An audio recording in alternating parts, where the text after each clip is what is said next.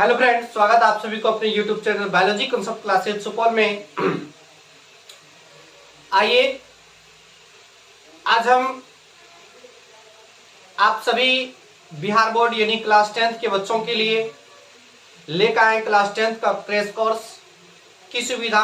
और इसी चैनल के माध्यम से आपको आज से क्लास 10th का क्रैश कोर्स करवाया जाएगा और उनमें भी ये कोर्स उन सभी बच्चों के लिए यूजफुल है। ये कोर्स उन सभी स्टूडेंट के लिए लाभदायक है जो इससे पहले आप एक बार कोर्स पढ़ चुके हैं, तो उसके लिए यह तो एक रिवीजन का क्लास होगा।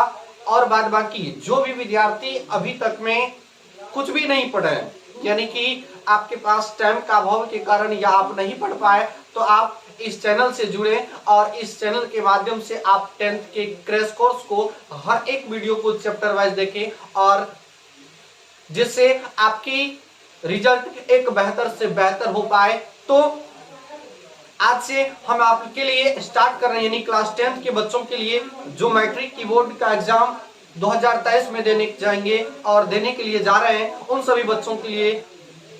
और यह कोर्स क्रैश कोर्स जो है आपके परीक्षा के दृष्टिकोण से बहुत ही इंपॉर्टेंट है, बहुत ही महत्वपूर्ण है, तो आप इसे जरूर ज्वाइन करें और इसे जरूर देखें। तो आइए आज सबसे पहले हम ये बता देते हैं कि इस कोर्स के अंदर में आपको किस किस सब्जेक्ट की तैयारी करवाई जाएगी। वैसे आपको आपकी एग्जाम को लगभग अभी 3 महीना समय है, 2.5-3 महीना समय, और इस क्रैश कोर्स को खत्म होने में मिनिमम हमको 2 से 2.5 महीना टाइम लगेगा, यानी कि 60 से 70 रोज में यह कोर्स क्रैश कोर्स 10th का खत्म हो जाएगा। तो इसलिए आप लोग इसे जरूर ज्वाइन करें। और सबसे पहले इस कोर्स के अंदर में जो आपको करवाया जाएगा वो सबसे पहले जो सब्जेक्ट होगा आपका वो मैथ्स का होगा, यानी गणित का, उसके बाद साइंस का,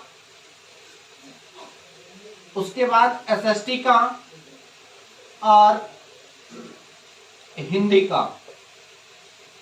यानी इस क्रैश कोर्स के अंतर्गत आपको जो मिलेगा मैथ्स का सभी चैप्टर वाइज हर एक कॉन्सेप्ट, हर एक टॉपिक का वो कॉन्सेप्ट जिससे आपका सब्जेक्टिव, लॉन्ग टाइप और ऑब्जेक्टिव तीनों ही प्रश्न आपका सॉल्व हो सके, और साइंस के लिए भी, एसएसटी के लिए भी और हिंदी के लिए भी।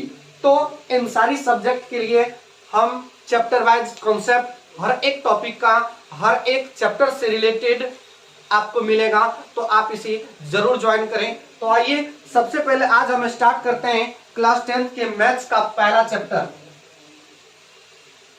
मैथ्स का पहला चैप्टर जो आपका पहला चैप्टर है गणित का, वो है रियल नंबर अर्थात वास्तविक संख्या।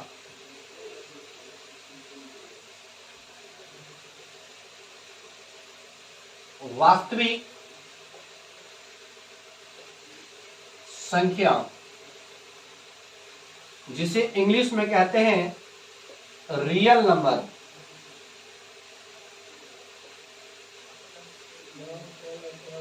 आपका ये 10th का पहला चैप्टर है मैथ्स का, वास्तविक संख्या, रियल नंबर। वास्तविक संख्या क्या होता है? वास्तविक संख्या को समझने से पहले, यानी इस चैप्टर को स्टार्ट करने से पहले मैं आप सभी को बताना चाहता हूं कि अगर ये वीडियो आपको अच्छी लगे तो प्लीज इस चैनल को लाइक, सब्सक्राइब और अपने दोस्तों के साथ शेयर करना ना भूलें, ताकि इस चैनल पर अगर कोई नया वीडियो अपलोड हो तो उसका नोटिफिकेशन सबसे पहले आपके पास पहुंचे। और जब आपके पास नोटिफिकेशन पहुंचेगा तभी आप वीडियो की जानकारी ले पाएंगे और वीडियो को देख पाएंगे। तो इसलिए आप लोग इसे शेयर और सब्सक्राइब जरूर करें। तो आइए आज टॉपिक की बात करते हैं। जैसा कि आप जानते हैं कि वास्तविक संख्या क्या होता है अर्थात रियल नंबर क्या होता है, लेकिन हम बात करेंगे रियल नंबर से पहले अर्थात वास्तविक संख्या से पहले आपको कुछ इंपॉर्टेंट संख्या के बारे में पता होना चाहिए। वास्तविक संख्या को जानने से पहले आपको कुछ नंबर के बारे में पता होना चाहिए, जो आइए हम जानते हैं। जैसा कि पहला है प्राकृतिक संख्या। प्राकृत संख्या। प्राकृतिक संख्या क्या होता है समझिए, गिनती की सभी संख्याओं को प्राकृतिक संख्या कहते हैं, अर्थात नेचुरल नंबर कहते हैं। फिर से समझिए, गिनती की अर्थात काउंटिंग का जो नंबर होता है, यानी गिनती की सभी संख्याओं को, तो आप जानते हैं कि गिनती कहां से स्टार्ट होती है, प्रारंभ होती है, 1 से प्रारंभ होती है। 1 2 3 4, यानी गिनती की जितना भी संख्या है उन सारी संख्याओं को हम क्या कहते हैं, प्राकृतिक संख्या कहते हैं। इसमें हम डिफिनेशन नहीं लिखाएंगे क्योंकि यह एक क्रैश कोर्स है और क्रैश कोर्स में डिफिनेशन नहीं, आपको सिर्फ कॉन्सेप्ट पता होना चाहिए और कॉन्सेप्ट ही सिखाया जाता है। तो आइए, प्राकृतिक संख्या बताए कि गिनती की जो संख्या होती है, जैसे मान लीजिए गिनती की संख्या कहां से प्रारंभ होती है, 1 2 3 4 5, और ये कहां तक जाएगा, इनफिनाइट तक जाएगा। कहां तक, इनफिनाइट तक, यानी इसका अंत नहीं है। तो ये जो गिनती की संख्या होती है इसे हम प्राकृतिक संख्या कहते हैं। उसके बाद जो आपके लिए जरूरी है वो है पूर्ण संख्या। पूर्ण संख्या, पूर्ण संख्या क्या है समझिए, पूर्ण संख्या है कि जब प्राकृतिक संख्याओं में शून्य को शामिल किया जाता है, ध्यान से समझिए, जब प्राकृतिक संख्याओं में यानी जब नेचुरल नंबर में शून्य को ऐड किया जाता है, अर्थात शून्य को शामिल किया जाता है, तो उससे बनने वाली संख्या को या उससे बनने वाले जो एक ग्रुप बनता है उसी को हम कहते हैं पूर्ण संख्या। जैसे 0 1 2 3 4 5, और ये भी कहां तक जाएगा, इनफिनाइट तक जाएगा। तो आप देख रहे हैं कि 1 2 3 4 5, यानी गिनती की संख्या यहां से प्रारंभ हो रही है, लेकिन इसमें क्या जोड़ा गया है, 0 जोड़ा गया है, और 0 को जब हम प्राकृतिक संख्याओं में शामिल किए तो वह क्या बन गया, पूर्ण संख्या। आइए और आगे बात करते हैं। आपके लिए जो जरूरी है वो है पूर्णांक संख्या। पूर्णांक संख्या, पूर्णांक संख्या क्या होती है, पूर्णांक संख्या होती है कि जब प्राकृतिक संख्याओं में 0 को और ऋणात्मक संख्याओं को ऐड किया जाता है। ऋणात्मक संख्या कहने का मतलब हुआ कि नेगेटिव नंबर, जैसे -2 -3 -1 -5 -7, ये सब एक ऋणात्मक संख्या है, नेगेटिव नंबर है। तो जब प्राकृतिक संख्याओं में, यानी कि इस प्राकृतिक संख्याओं में जब 0 को भी और ऋण संख्या को भी, यानी ऋणात्मक संख्या को भी शामिल किया जाता है, तो उस संख्या को हम क्या कहते हैं, पूर्णांक संख्या कहते हैं। जैसे -5 -4 -3 -2 -1 0 1 2 3 4, और ये भी कहां तक जाएगा, इनफिनाइट तक जाएगा। तो आप देखें कि प्राकृतिक संख्या क्या होती है, पूर्ण संख्या क्या होती है और पूर्णांक संख्या क्या होती है। आइए अब हम ऑब्जेक्टिव क्वेश्चन की ओर चलते हैं। जैसे आप देखिए कि इस पूर्ण संख्या में यहां से लेके यहां तक आप ध्यान से अगर समझने की प्रयास कीजिएगा तो आप देखिए यहां से यहां तक, यानी पूर्ण संख्या में 1 2 3 4 5। अब बताइए, यह पूर्ण संख्या है और इस पूर्ण संख्या में प्राकृतिक संख्या का सब अंक क्या है, यानी कि स्थापित है।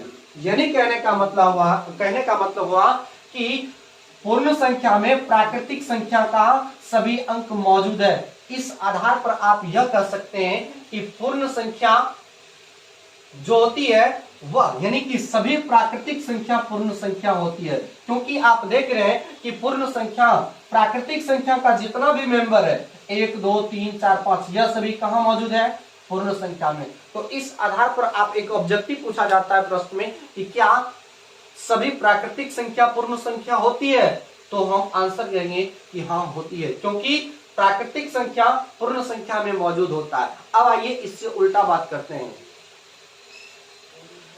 प्रश्न आपकी यह भी रहेगा, हो सकता है कि क्या सभी पूर्ण संख्या प्राकृतिक संख्या होती है, तो वहां पे हम जवाब देंगे नहीं होती है, क्योंकि देखिए आप देख रहे हैं कि 5 पूर्ण संख्या है और यह 5 क्या है, प्राकृतिक संख्या भी है।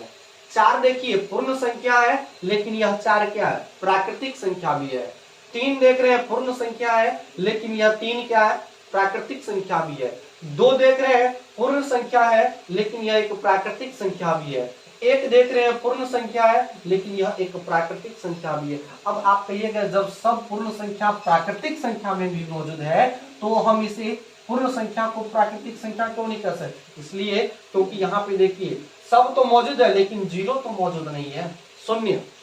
तो इसलिए कह सकते हैं कि सभी पूर्ण संख्या प्राकृतिक संख्या नहीं हो सकता है, सभी पूर्ण संख्या प्राकृतिक संख्या नहीं हो सकता है, लेकिन प्राकृतिक संख्या पूर्ण संख्या हो सकता है।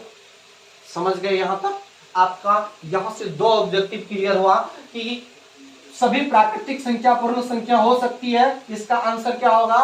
हाँ। और दूसरा प्रश्न ये बनता है कि सभी पूर्ण संख्या प्राकृतिक संख्या नहीं हो सकती, क्योंकि आप देख रहे हैं कि जीरो जो कि यह प्राकृतिक संख्या नहीं है, प्राकृतिक संख्या नहीं है। इसलिए अब आइए और आगे देखते हैं। अब यहां देख रहे हैं कि 1 से लेके 4 तक, जबकि यह कौन संख्या है? पूर्णांक संख्या। लेकिन पूर्णांक संख्या होने के बावजूद भी इसमें क्या मौजूद है? प्राकृतिक संख्या। 1 से स्टार्ट हो रहा है तो क्या हुआ? प्राकृतिक संख्या ही हुआ। उसके बाद देखिए इसमें पूर्ण संख्या भी मौजूद है, यानी कि 0 से स्टार्ट होना प्रारंभ होता है तो उसे हम कौन संख्या कहते हैं? पूर्ण संख्या। इसलिए इसमें पूर्ण संख्या भी क्या है? मौजूद है। यानी कहने का मतलब हुआ कि धीरे धीरे जो भी नंबर का निर्माण होते गया, यानी जो भी संख्या का निर्माण होते गया, संख्या के ग्रुप का निर्माण होते गया, उस सारी नंबर में पिछले जितना भी नंबर का निर्माण हुआ उन सारी को जगह दिया गया। जैसे पूर्ण संख्या का निर्माण हुआ तो प्राकृतिक को जगह दिया, प्राकृतिक संख्या को जगह दिया गया। जैसे पूर्णांक संख्या का निर्माण हुआ तो प्राकृतिक संख्या को भी और पूर्ण संख्या को भी निर्माण मतलब जगह दिया गया। तो अब देखिए नंबर का जो निर्माण हुआ ना, अर्थात संख्या का जो समूह बना वह सबसे पहले बना था प्राकृतिक संख्या का। और आपको यह पता होना चाहिए कि जब प्राकृतिक संख्या का समूह बना तो प्राकृतिक संख्या कहां तक बना था? तो मैं आपको बता दूं कि प्राकृतिक संख्या 1 से लेके 9 तक ही बना था। कहां तक? 9 तक ही बना था। अब बात यह आती है कि पुराने जमाने में 10 जब अंक आता हो तो कैसे लिखा जाता था? तो पहले जमाने में 10 जो लिखा जाता था वह शब्द में लिखा जाता था, इसमें शब्द में लिखा जाता था। लेकिन जो सबसे पहले प्राकृतिक संख्या का निर्माण हुआ तो प्राकृतिक संख्या 1 से 9 तक ही का निर्माण हुआ। और उसके बाद हमारे एक बहुत ही महान मैथमेटिशियन अर्थात आर्यभट्ट साहब ने जो आविष्कार किए शून्य का, इसका आविष्कार किए शून्य का, उसके बाद शून्य को भी शामिल किया गया। आइए तो बात ये करते हैं कि जब सबसे पहले किस संख्या के ग्रुप का निर्माण हुआ तो सबसे पहले प्राकृतिक संख्या का ग्रुप बना, फैमिली बना। उसके बाद पूर्ण संख्या का बना। क्यों बना पूर्ण संख्या का? क्योंकि देखिए पूर्ण संख्या का इसलिए बना क्योंकि जब हमारे मैथमेटिशियन आर्यभट्ट साहब ने जब शून्य का आविष्कार किया तो यह फैसला नहीं किया कि शून्य को किस नंबर में रखा जाए, अर्थात 0 को किस नंबर के अंतर्गत जोड़ा जाए। तो हमारे गणितज्ञ साहब ने जब एक सवाल यानी एक इक्वेशन को सॉल्व कर रहे थे, यानी वो इक्वेशन था, जैसे मान लीजिए x, वो इक्वेशन ये था कि x प्लस 2 बराबर 2। जैसे किसी समय मतलब कोई इक्वेशन गणितज्ञ साहब को मिल गया इस प्रकार का x plus 2 is equal to, तो अब यहां अगर इसको सॉल्व कीजिएगा तो बराबर होता x बराबर 2 और ये प्लस 2 अगर बराबर की उस साइड जाएगा तो -2 होगा। इस प्रकार x का मान क्या निकल गया? 0। तो जब x का मान 0 निकल गया तो हमारे गणितज्ञ साहब ने यह फैसला किए कि अभी भी जब प्राकृतिक संख्या का निर्माण हुआ, प्राकृतिक संख्या का ग्रुप बना और उसके बाद जब 0 आया इक्वेशन में, तो 0 इक्वेशन में आने के बाद मैथमेटिशियन ने यह दिमाग लगाए कि अभी भी हमारे संख्या का जो फैमिली है वह अधूरा है। तो इस 0 को किस संख्या में शामिल किया जाए? तो और इस 0 को कहां पे शामिल किया? इस पूर्ण संख्या में शामिल किया और धीरे धीरे क्या बन गया? यह पूर्ण संख्या बन गया। उसके बाद फिर हमारे किसी गणितज्ञ को जैसे कोई समीकरण मिल गया, जैसे मान लीजिए x plus 3 is equal 1, x plus 3 is equal 1। तो यहां से अगर इसको सॉल्व कीजिएगा तो x बराबर होता है 1 -3 और x बराबर निकल के आता है -2। तो x का मान अगर -2 निकला तो गणितज्ञ यह फैसला करने लगे कि जब x का मान -2 निकला तो हमारे मैथमेटिशियन गणितज्ञ साहब ने यह निर्णय लिए कि अभी भी हमारे संख्या का ग्रुप जो है वो अधूरा है और इस अधूरा को हमें पूरा करना है। तो पूरा करने के लिए माइनस वाले फैमिली को कहां रखा, इस पूर्णांक संख्या में लगा और इस प्रकार पूर्णांक संख्या का एक ग्रुप बन गया। इसी तरह धीरे धीरे सबसे पहले प्राकृतिक संख्या बनाओ, उसके बाद पूर्ण संख्या बनाओ, उसके बाद पूर्णांक संख्या बनाओ और ये तीनों संख्या बनने के बाद बात तब हुई, यानी दिक्कत तब सामने आई जब यहां पे निकल के आया 3x बराबर 2। 3x बराबर 2 यानी कोई गणितज्ञ को यह समीकरण मिल गया और यह समीकरण मिलने के बाद अगर इसे हल किया तो इसका आंसर निकला x बराबर 2/3। यानी कि यह तो, और जब पता चला कि अब इसे किस संख्या के समूह में रखा जाए तो अगर ये x बराबर 2/3 निकला तो गणितज्ञ साहब ने यह फैसला किए कि इसको भी, यानी कि अभी भी हमारे जो नंबर का ग्रुप है, संख्या का समूह है, वह अभी भी अधूरा है और इसे पूरा करना है। और इसे पूरा करने के लिए इसका नाम दिया गया कौन संख्या, और इसी टाइप का जो एक ग्रुप बना, इसी टाइप का जो एक समूह बना और इसी का नाम रखा गया परिमेय संख्या। कौन संख्या, परिमेय संख्या। तो इस प्रकार हमारे परिमेय संख्या का क्या हुआ, जन्म हुआ। तो आप लोग अगर इसका एक स्क्रीनशॉट लेना चाहते हैं तो ले सकते हैं। चलिए आगे, इससे आगे टॉपिक की चर्चा करते हैं। यहां तक आप लोग समझ गए होंगे।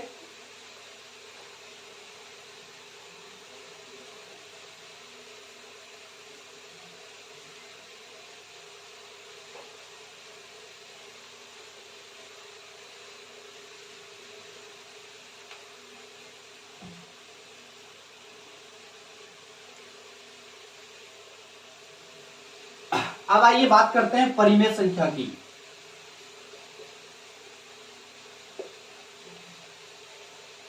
परिमेय संख्या, देखिए परिमेय संख्या क्या होता है। परिमेय संख्या होता है कि जो p/q के रूप में लिखा जा सके और q इज इक्वल नॉट 0, यानी q कभी 0 के बराबर ना हो तो उस संख्या को हम परिमेय संख्या कहते हैं। जैसे जो संख्या p/q के रूप में लिखा जा सके जहां, यानी जहां q is equal not 0, q is equal not 0 हो, यानी ये नीचे वाला कभी भी 0 के बराबर क्या होना चाहिए, नहीं होना चाहिए। अगर ये एक प्रकार का भिन्न है, जैसे आप लोग पहले क्लास में पढ़े हुए कि ऊपर वाले को क्या कहते हैं, अंश, और नीचे वाले को हर, यानी कहने का मतलब हुआ कि हर कभी भी 0 नहीं होना चाहिए। अगर हर 0 हो गया तो मामला क्या हो जाएगा, खराब हो जाएगा। इसलिए परिमेय संख्या का परिभाषा कहता है कि जो संख्या p/q के रूप में लिखा जा सके और q इज इक्वल नॉट 0, यानी q कभी 0 के बराबर ना हो, तो ऐसी संख्या को हम कौन संख्या कहते हैं, परिमेय संख्या कहते हैं। जैसे एग्जांपल लेते हैं, जैसे 2/5 यह एक परिमेय संख्या, क्योंकि यह p/q के रूप में लिखा गया है। जैसे 10/15 यह भी एक परिमेय संख्या है। जैसे -3/5 यह भी एक परिमेय संख्या है। क्यों, माइनस कोई माइनस प्लस माइनस नहीं रखता है, सिर्फ क्या होना चाहिए, p/q के रूप में होना चाहिए। और जैसे मान लीजिए 10, यह 10 क्या है, यह भी एक परिमेय संख्या है। क्यों है परिमेय संख्या, क्योंकि जितना भी प्राकृतिक संख्या होता है, प्राकृतिक संख्या अभी हम बताए कहां से स्टार्ट होता है, 1 से। तो जितना भी प्राकृतिक संख्या होता है, हर प्राकृतिक संख्या के नीचे यानी हर में 1 छुपा रहता है। तो जैसे यह भी एक प्राकृतिक संख्या, इसके पीछे 1 छुपा है। जैसे 7 यह भी एक क्या है, परिमेय संख्या, क्योंकि इसके नीचे में क्या छुपा है, 1। तो आप समझ गए होंगे कि परिमेय संख्या क्या होता है। कि फिर से हम बताते हैं कि जो संख्या p/q के रूप में लिखा जा सके, अर्थात q इज इक्वल नॉट 0, उस संख्या को हम कौन संख्या कहते हैं, परिमेय संख्या कहते हैं। अब आइए आगे बात करते हैं। अगला है अपरिमेय संख्या।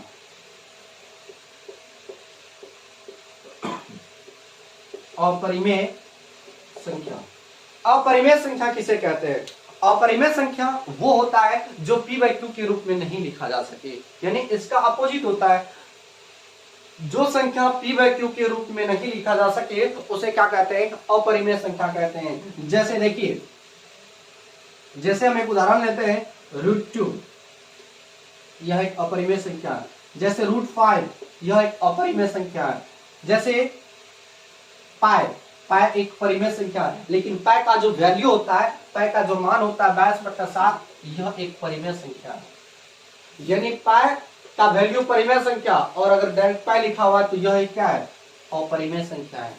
अब बात यह आती है आपकी या किसी स्टूडेंट के माइंड में यह बात चल रहा हो कि अभी आप बताएं कि 10 एक परिमेय संख्या है, तो क्या √2 के नीचे में अगर हम 1 दे देते हैं, किसी स्टूडेंट के माइंड में यह प्रश्न उठता होगा कि अगर √2 के नीचे हम 1 देते तो क्या यह परिमेय संख्या नहीं हो सकता है? नहीं हो सकता है। इसकी लिए चर्चा हम इसी वीडियो में हो सके तो, या नहीं तो इससे अगले वीडियो में चर्चा करेंगे। जब शांत और अशांत प्रवृत्ति की बात करेंगे तो वहां पे हम बताएंगे कि यहाँ पे नीचे में 1 क्यों नहीं हो सकता है और यहाँ पे क्यों हो सकता है। बात समझ में आया? तो आइए, आप समझ गए होंगे कि अपरिमेय संख्या क्या होता है। अपरिमेय संख्या वो होती है जो p/q के रूप में नहीं लिखा जा सके, उसे हम अपरिमेय संख्या कहते हैं।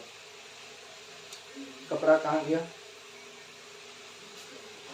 यहां तक समझने में कोई दिक्कत? आइए और आगे बात करते हैं।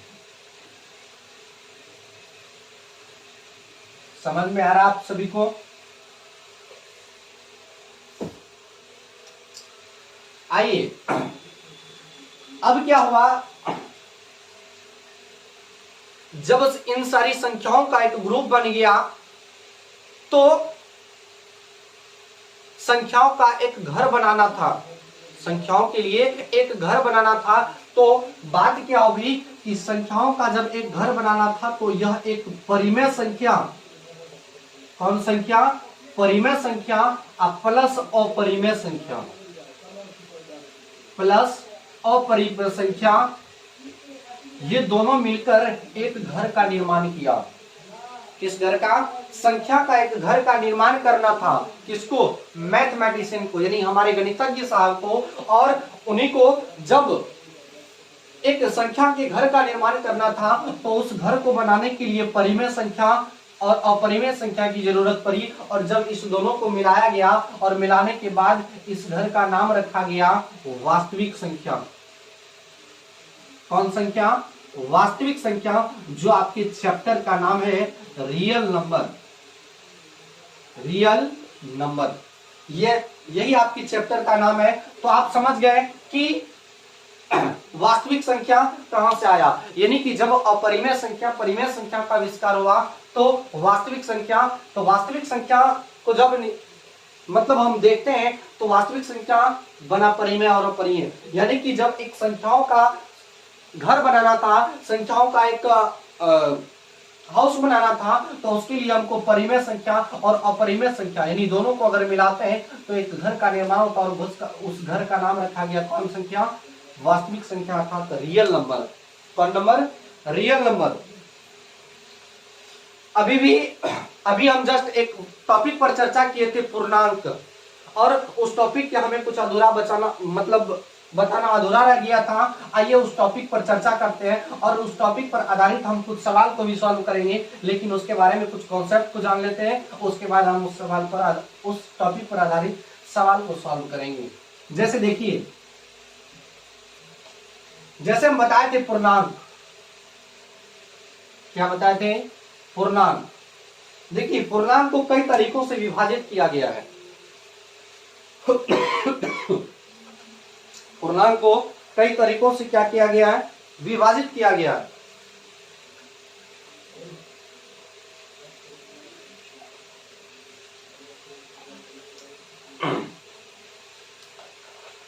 बोलने में थोड़ा गला फंस जाता है, एक्सपीरियंस होगा थोड़ा धीरे धीरे।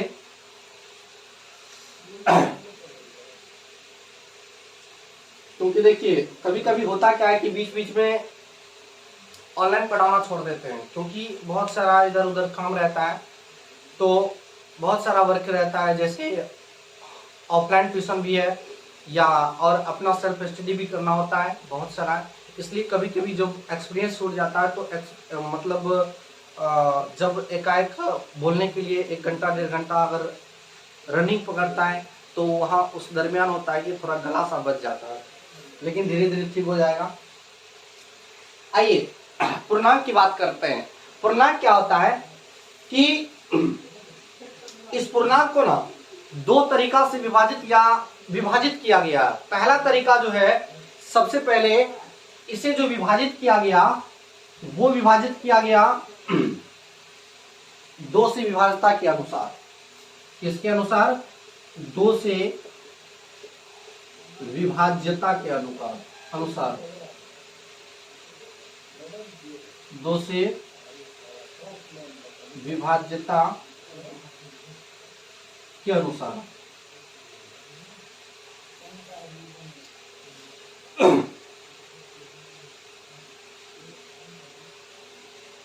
दो से विभाजित नहीं, यहां नहीं होगा। तो इस पूर्णांक को जो सबसे पहले विभाजित किया गया वो 2 से विभाज्य के आधार पर विभाजित किया गया। तो पहला कहा गया कि जो 2 से विभाज्य हो और दूसरा 2 से विभाज्य जो नहीं हो। तो सबसे पहले देखिए कि 2 से विभाज्य क्या होता है। 2 से जो विभाज्य होता है उसे कहा गया सम संख्या, पूर्ण संख्या, सम संख्या। और जो 2 से विभाज्य नहीं है उसे कहा गया विषम संख्या। कौन संख्या? विषम संख्या।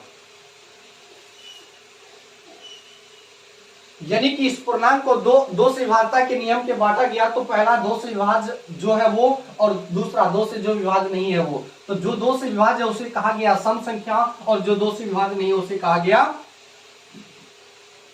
विषम संख्या। अब देखिए सम संख्या क्या होती है कि सम संख्या जैसे जो 2 से पूरा कट जाता है, जैसे 2, 4, 6, 8 ये इंफिनिट तक जाएगा। विषम संख्या क्या होती है? जैसे 1, 3, 5, 7 ये भी इंफिनिट तक जाएगा। तो यानी कहने का मतलब हुआ कि जो संख्या 2 से पूरा विभाजित हो जाता है उसे कौन संख्या कहते हैं? सम संख्या। और जो संख्या 2 से पूरा विभाजित नहीं होता है उसे हम कौन संख्या कहते हैं? विषम संख्या कहते हैं। अब देखिए जैसे मान लीजिए -4, क्या -4 एक सम संख्या है? बिल्कुल है -4 संख्या, क्योंकि साइन जो प्लस माइनस कभी मायने नहीं रखता है। जैसे इस -4 को आप 2 से विभाजित कीजिएगा तो 2 दूनी 4, यानी इसका आंसर आएगा -2। तो क्या माइनस में भी सम संख्या हो सकता है? तो हम यहां लिखते हैं -2, -4, -6 ये भी इंफिनिट तक जाएगा। और ये आप लोग को लग रहा हो कि जगह किसकी है? ये जगह है 0 के लिए, यानी 0 भी एक क्या है? सम संख्या है। 0 क्या है? सम संख्या है। अब आइए बात करते हैं जैसे विषम संख्या में भी, जैसे मान लीजिए -15 यह क्या है? विषम संख्या है। -7 यह क्या है? विषम संख्या है। तो साइन कभी मायने नहीं रखता है। जैसे -3, -1, -5 यह सभी क्या है? विषम संख्या है। और यह क्या है? सम संख्या। तो इस संख्या को जो कहा गया, यानी कि जो विषम संख्या में माइनस को ऐड करने के बाद जो कहा गया, इसे कहा गया प्राकृतिक विषम संख्या।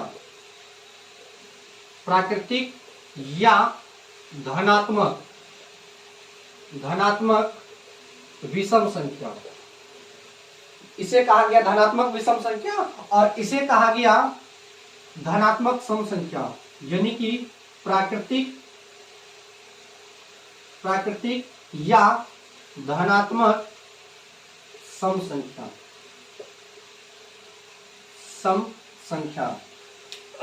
यानी फिर से समझिए, इस पूर्णांक को सबसे पहले 2 से विभाज्य के आधार पर बांटा गया। पहला जो 2 से विभाज्य है वो, और दूसरा 2 से विभाज्य जो नहीं है वो। तो जो 2 से विभाज्य है उसे हम क्या कहते हैं? सम संख्या। और जो 2 से विभाज्य नहीं है उसे हम क्या कहते हैं? विषम संख्या। और आपको पता है कि सम संख्या क्या होता है? जो 2 से पूरा विभाजित हो जाता है, जैसे 2, 4, 6, 8। और 0 भी एक। सबसे पहले एक स्टूडेंट हमसे ये बात पूछा था, और हो सकता है शायद अगर आपके दिमाग में भी ये होगा कि 0 कैसी सम संख्या है, यानी कि शून्य सम संख्या कैसे हो सकता है। जैसे मान लीजिए, आइए इस टॉपिक को हम अच्छा से समझाने का प्रयास करते हैं। जीरो कैसे सम संख्या है?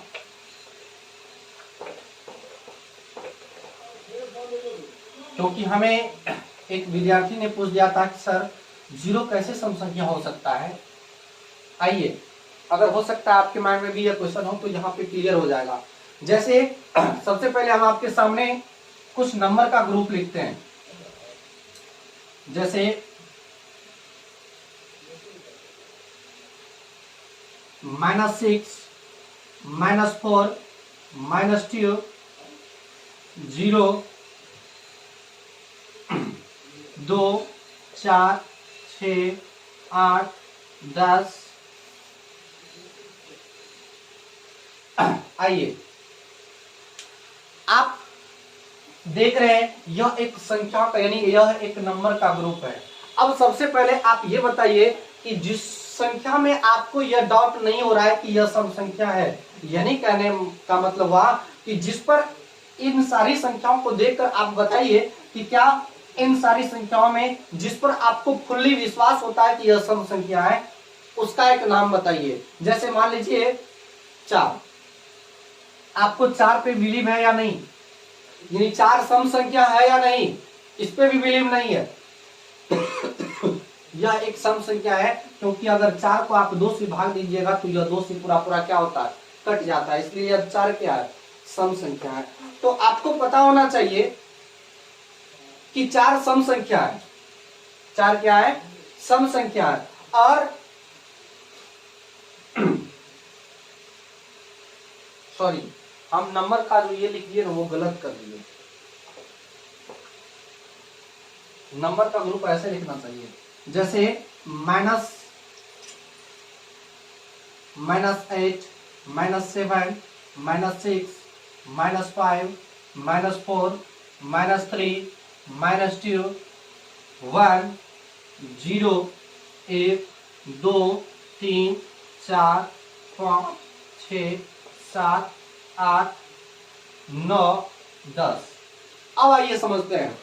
अब इन सारी संख्याओं को आप देख के बताइए कि जिस पर आपको विश्वास है कि इसमें से कौन सम संख्या है, जिस पर आपको यह लगता है कि हाँ ये सम संख्या है। तो जैसे ले लीजिए 2, 4, 6, 8, 10, ये सभी क्या सम संख्या। जैसे हम मान लेते हैं एग्जांपल के लिए 4 पे 4 एक सम संख्या है। और देखिए इन 4 सम संख्या है, और इन 4 सम संख्या के बाद कितना स्टेप के बाद हम 6 पर, 4 के बाद सम संख्या क्या है, 6 है, 6 के बाद क्या है, 8 है, 8 के बाद क्या है, 10 है, क्या है, 10 है। और आपको पता होना चाहिए कि 0 सम संख्या, इससे पहले हम यह बता दें कि 0 सम संख्या इसलिए है क्योंकि 0 जो होता है, जैसे आप यहां देख रहे हैं कि 4 के एक स्टेप के बाद, यानी कि एक स्टेप के बाद 6, यानी कि 4 के बाद सम संख्या 6 आता है, 6 के बाद 8 आता है, और 8 के बाद 10 आता है। क्या आता है, 10 आता है। अगर हम यहां से पीछे जाते हैं, कहां जाते हैं, पीछे जाते हैं, तो पीछे जाने के बाद देखिए 2 से 10 से आप अगर एक स्टेप पे -2 माइनस करते हैं, कहां माइनस करते हैं, -2 करते हैं तो 8 पर पहुंचते हैं। 8 से पीछे -2 करते हैं, सॉरी 8 में -2 करते हैं तो सम संख्या पहुंचते हैं। जिस प्रकार आप 4 से +2 जोड़े तो सम संख्या पे गए, 6 में +2 जोड़े तो कहां पहुंचे, 8 पर पहुंचे, 8 से +2 जोड़े तो कहां पहुंचे, 10 पर पहुंचे। तो उसी प्रकार देखिए कि हम अगर पीछे चलना प्रारंभ करते हैं तो 10 में अगर 2 माइनस कीजिएगा तो 8 पर पहुंचिएगा, 8 में से 2 माइनस कीजिएगा 6 पर पहुंचिएगा, 6 में से 2 माइनस कीजिएगा कहां पर, 4 पर पहुंचिएगा, 4 में से पीछे जाइएगा 2 पर पहुंचिएगा, 2 में से 2 पीछे जाइएगा कहां पहुंचिएगा, 0 पर। अब बताइए जब आप आगे की स्टेप में 2 जोड़कर आप सम संख्या को प्राप्त कर रहे हैं, और उसी प्रकार जब हम पीछे की स्टेप में प्रारंभ करना चालू किए तो आप क्या रहे, जब 2 माइनस कर रहे हैं तो जब 2 में से 2 माइनस किए तो ये आया कौन, 0, इसलिए यह 0 भी क्या है, सम संख्या है। क्या है, सम संख्या है। अब आइए, अभी भी नहीं समझे तो समझिए, 0 से अगर और पीछे जाइएगा तो -2 आता है, -2, 2 से और -2 कीजिएगा तो -4, -4 से और -2 कीजिएगा तो -6। यहां से अगर नहीं होता फिर से आगे जाइए, इसमें -6 में अगर 2 ऐड कीजिएगा -4, -4 में अगर 2 ऐड कीजिएगा तो -2, -2 में 2 ऐड कीजिएगा तो कितना 0। यानी कि किसी भी तरह आप अगर देख रहे हैं तो 0 क्या हो रहा है, सम संख्या प्राप्त हो रहा है। तो क्या अभी भी आपके दिमाग में सेट हुआ कि 0 कैसे सम संख्या है? हमें आशा है कि आप लोग इस टॉपिक को समझ हो गए होंगे कि 0 कैसे सम संख्या है। 0 सम संख्या है क्योंकि आप देख रहे हैं कि किसी भी तरह से, चाहे वह इधर से हो या उधर से, आपका 0 सम संख्या ही बता रहा है। आइए और आगे समझते हैं।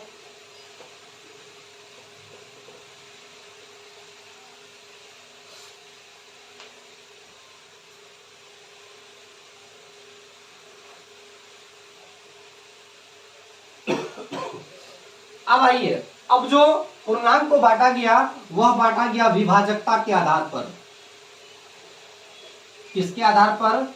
विभाजकता के आधार पर। और इस आधार पर जो पहला संख्या बनाया गया वह उसे कहा गया अभाज्य संख्या। कौन संख्या? अभाज्य संख्या। समझिए अभाज्य संख्या क्या होता है। देखिए अभाज्य संख्या क्या होता है कि जो संख्या एक से और खुद से कटे और उसके अलावा किसी दूसरे से ना विभाजित हो। यानी जिस संख्या या जो संख्या एक के अलावा खुद से, एक और खुद के अलावा किसी दूसरे संख्या से विभाजित ना हो। फिर से अच्छा से समझिए, अभाज्य संख्या उसे कहते हैं कि ऐसी संख्या जो एक से खुद के अलावा, एक और खुद के अलावा, यानी वो एक से भी कटे और खुद से भी कटे और इस दोनों के अलावा और किसी दूसरे संख्या से विभाजित ना हो, यानी दूसरे से ना कटे, उसे हम अभाज्य संख्या कहते हैं। जैसे मान लीजिए 3, 5, 7, 11, ये आगे चला जाएगा। तो आप क्या देख रहे हैं कि 3 जो है वह एक से कटेगा और खुद से कटेगा, इसके अलावा या किसी दूसरे से क्या विभाजित होगा? नहीं होगा। 5 एक से कटेगा, खुद से कटेगा, उसके अलावा किसी दूसरे से विभाजित नहीं होगा। और जो सबसे बड़ी बात होती है, जो आपके एग्जाम में ऑब्जेक्टिव पूछा जाता है, सबसे इंपॉर्टेंट ये है 2 भी सराभाज्य संख्या ही है, क्योंकि इसे भी आप किसी अदर संख्या से नहीं काट सकते हैं। यह 2 जो है एक से कट सकता है और खुद से कट सकता है, और यह दोनों के अलावा यानी एक और खुद के अलावा आप इसे किसी दूसरी संख्या से विभाजित नहीं कर सकते हैं। इसलिए यह 2 भी क्या है? अभाज्य संख्या है।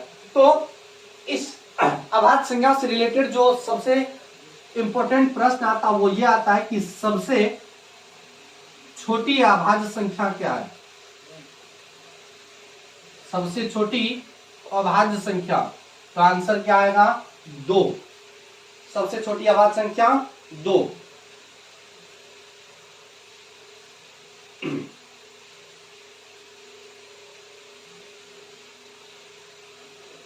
और बात ये आती है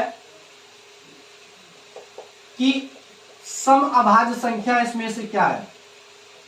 सम अभाज्य संख्या, देखिए इसमें यानी कि सम अभाज्य संख्या की शुरुआत कहां से होती है? 2 से। 2, 3, 5, 7, 11, यानी इसके बाद अगर आप जहां तक भी जाइएगा वहां तक आपको कोई भी सम नहीं मिलेगा, इसको छोड़ करके। किसको? इस 2 को छोड़ करके। यानी अगर कहा जाए तो सम अभाज्य संख्या जो है, सम अभाज्य संख्या क्या है? वह 2 है। क्या है? 2 है। उसके बाद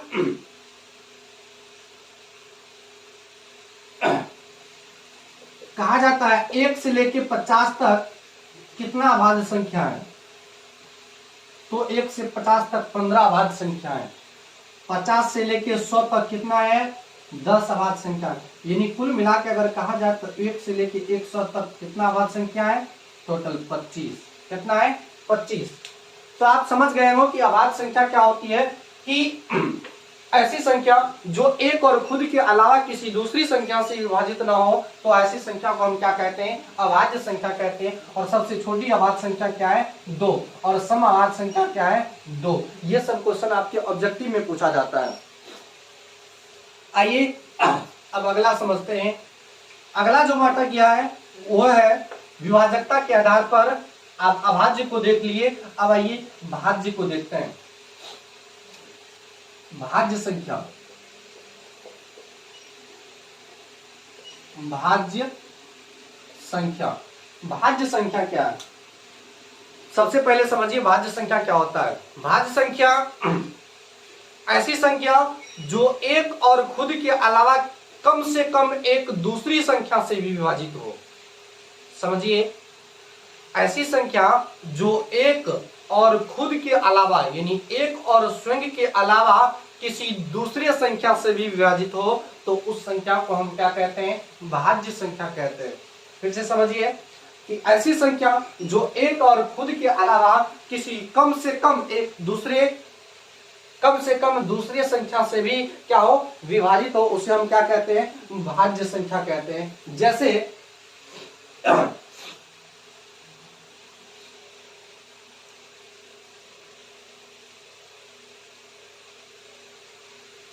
जैसे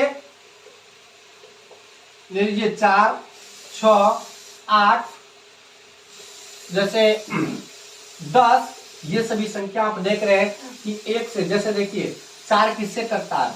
सबसे पहले तो 1 से कटेगा, उसके बाद किससे कटेगा? 4 से कटेगा, उसके बाद किससे कटेगा? 2 से कटेगा। यानी कि जो संख्या 1 से भी कटे, खुद से भी कटे और इन दोनों के अलावा कम से कम किसी एक दूसरे संख्या से भी कटे, तो ऐसी संख्याओं को हम क्या कहते हैं? भाज्य संख्या कहते हैं। क्या संख्या कहते हैं? भाज्य संख्या कहते हैं। तो आप समझ गए होंगे कि भाज्य संख्या क्या होता है।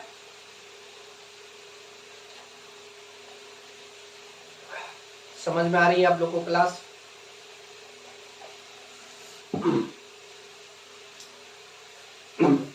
हाँ, तो देखिए इस चैप्टर से यानी कि इस टॉपिक से भी जो प्रश्न आता है वो यह आता है कि बताइए सबसे छोटी भाज्य संख्या, सबसे छोटी अभाज्य संख्या और सबसे छोटी भाज्य संख्या का गुणनफल क्या होगा। तो आप ये देखें कि अभाज्य संख्या भाज्य संख्या कहां से शुरू होता है। जैसे आप प्राकृतिक संख्या देखिए 1, 2, 3, 4, 5, यानी कि इसमें से जो भाज्य संख्या प्रारंभ होता है वह कहां से होता है? 4 से प्रारंभ होता है। 4 से पीछे भाज्य संख्या क्या है? नहीं है। तो इसलिए 4, 6, 8, 10 और आगे इंफिनिट तक जाएगा, ये सभी क्या है? भाज्य संख्या। तो प्रश्न ये आता है कि बताइए सबसे छोटी अभाज्य संख्या और भाज्य संख्या का गुणनफल क्या होता है। तो सबसे छोटी अभाज्य संख्या अभी हम बताएं क्या होता है? 2। और सबसे छोटी भाज्य संख्या क्या होती है? 4। और इन दोनों का गुणनफल क्या होगा? 8। ये प्रश्न आपके ऑब्जेक्टिव में पूछा जाता है। अगर दूसरी बात करें तो इस टाइप का क्वेश्चन आ सकता है कि बताइए सबसे छोटी भाज्य संख्या तथा सबसे छोटी अभाज्य संख्या का अनुपात क्या होगा। तो इसका अनुपात क्या होगा? इसे अगर काटिएगा तो 2 यानी कि 2:1। यह प्रश्न ऐसे भी आ सकता है कि बताइए सबसे छोटी भाज्य संख्या सबसे छोटी अभाज्य संख्या और सबसे छोटी भाज्य संख्या का गुणनफल क्या होगा। यानी सबसे छोटी अभाज्य संख्या और सबसे छोटी भाज्य संख्या का अनुपात क्या होगा। तो सबसे मैंने ये रखा है कि आपको सबसे पहले क्या बोला गया है, सबसे पहले जो बोला जाएगा उसको ऊपर में रखना है। यानी कि 2 दूनी 4, इसका क्या अनुपात हो जाएगा? 1:2। तो इस प्रकार आपके ऑब्जेक्टिव क्वेश्चन आता है। यहां तक समझने में कोई दिक्कत नहीं। आइए और आगे समझते हैं। ये आपका चैप्टर 1 है क्लास 10th का, और अभी तक आप लोग जो भी पढ़ रहे हैं ये कॉन्सेप्ट भी पढ़ रहे हैं, चैप्टर से related objective, long type, short type. आइए इसके बाद एक और है सह अभाज्य संख्या। सह अभाज्य संख्या, यह सह अभाज्य संख्या क्या है?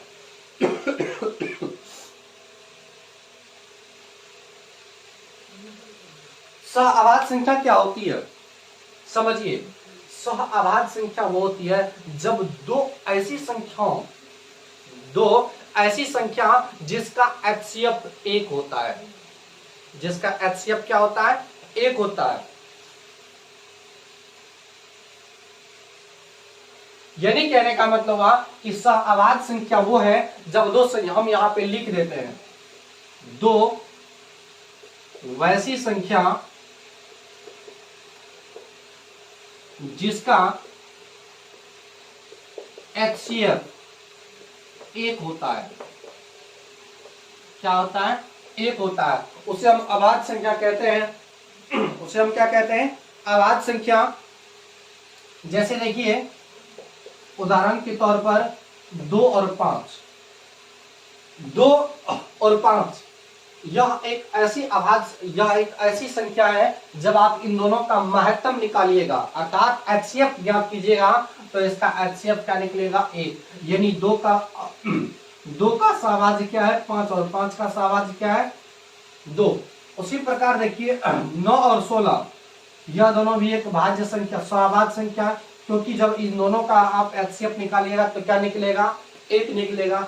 और यहाँ पे एक कॉन्सेप्ट और जानिए कि यह अभी हम बताएं कि यह 9 क्या है, यह 9 एक भाज्य संख्या है, क्योंकि यह 9 खुद से भी कटता है, 1 से भी कटता है, और इन दोनों के अलावा किसी और से भी कटता है। 16 यह भी एक क्या है, भाज्य संख्या है। क्या है, भाज्य संख्या है। तो यहां से एक टॉपिक या एक ऑब्जेक्टिव निकल के आता है कि दो भाज्य संख्या मिलकर या दो भाज्य संख्याओं का जोड़ा भी अभाज्य संख्या हो सकता है। अभाज्य तो होगा ही है, यानी कि अभी हम बताए जस्ट कि अभाज्य संख्या क्या है, भाज्य संख्या क्या है। तो यहाँ पे देखिए 9 भी एक भाज्य संख्या है, 16 भी एक भाज्य संख्या है, लेकिन जब दो भाज्य संख्या मिला तो कौन सा संख्या बन गया, अभाज्य संख्या। तो इसलिए यहाँ पे एक ऑब्जेक्टिव निकल के आता है कि जब अभाज्य संख्या, यानी कि एक टॉपिक ये निकल के आता है कि दो भाज्य संख्याओं का जोड़ा सहअभाज्य संख्या भी हो सकता है। दो भाज्य संख्याओं का जोड़ा एक सहअभाज्य संख्या भी हो सकता है। तो यहां तक आपको समझने में कोई दिक्कत सहअभाज्य संख्या तक? तो आज का वीडियो हम यहीं तक रहने देते हैं, क्योंकि वीडियो बहुत ही लंबा हो जाएगा। तो आज का वीडियो यहीं तक। इससे अगले वीडियो में हम बात करेंगे कि यूक्लिड विभाजन एल्गोरिथ्म क्या है, उसके आधार पर उसका प्रमेय क्या है, और उसके आधार पर एग्जाम में किस टाइप का क्वेश्चन पूछा जाता है। और इससे जो अगला वीडियो होगा वो आपके लिए बहुत ही मस्ट वीवीआई होगा, पक्का। इसलिए क्योंकि अगले वीडियो में अगर आप अगले वीडियो को देखिएगा तो आपका समझिए 2 नंबर पक्का। इसलिए आप अगले वीडियो को देखना ना भूलें। और इससे अगले वीडियो में हम इसी टॉपिक पर चर्चा करेंगे कि यूक्लिड विभाजन एल्गोरिथ्म प्रमेय क्या है, उसके आधारित सवाल कैसे पूछा जाता है, या उसका कॉन्सेप्ट क्या है। तो आज का वीडियो यहीं तक। अगर ये आज का वीडियो अच्छा लगा हो तो प्लीज आप कमेंट करके हमें जरूर बताइएगा, ताकि हमें वीडियो अपलोड करने में खुशी हो। तो आज का वीडियो यहीं तक, मिलेंगे नेक्स्ट वीडियो में। जय हिंद, जय भारत।